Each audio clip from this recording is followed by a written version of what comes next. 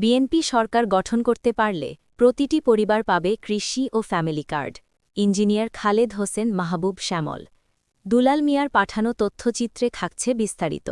আপনারা যদি ধানের শীষে ভোট দেন, জনাব তারেক রহমান যদি প্রধানমন্ত্রী হয়, সেক্ষেত্রে প্রতিটা মা বোন যিনি সংসারের দায়িত্বে থাকবে তার নামে এই ফ্যামিলি কার্ড বরাদ্দ করা হবে এবং সে প্রতি মাসে 2 থেকে 2,500 টাকা এই নিত্য প্রয়োজনীয় জিনিস পাবে।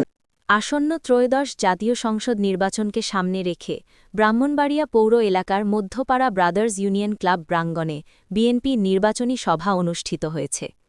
6 ফেব্রুয়ারি শুক্রবার সন্ধ্যায় 5 নম্বর ওয়ার্ড বিএনপির উদ্যোগে এ সভার আয়োজন করা হয়।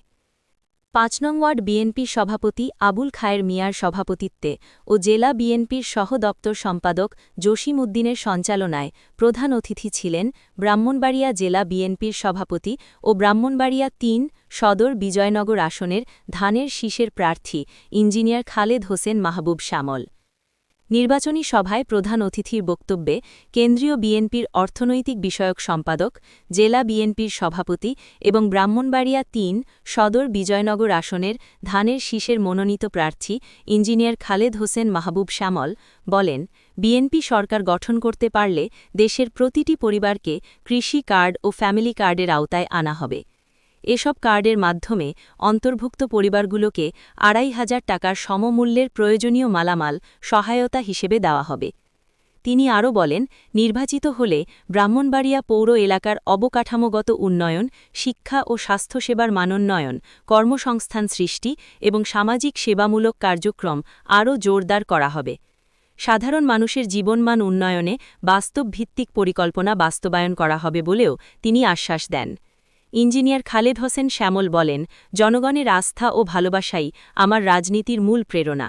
জনগণকে সঙ্গে নিয়ে কাজ করলেই এলাকার টেকসই উন্নয়ন সম্ভব।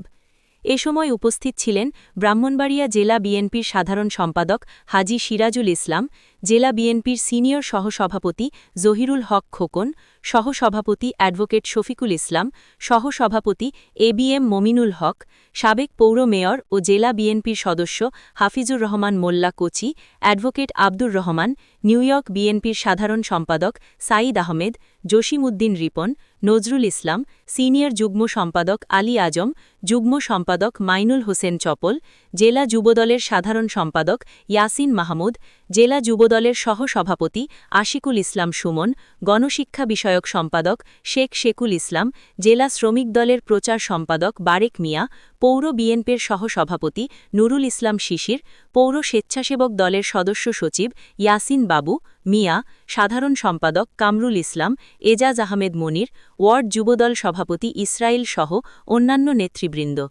এছাড়া 5 নং ওয়ার্ড বিএনপি ও অঙ্গ সহযোগী সংগঠনের বিভিন্ন পর্যায়ের নেতাকর্মীরা উপস্থিত ছিলেন। সভায় বক্তারা ভোটারদের ভোটকেন্দ্রে গিয়ে ধানের শীষ প্রতীকে ভোট দিয়ে বিএনপিকে বিজয়ী করার আহ্বান জানান।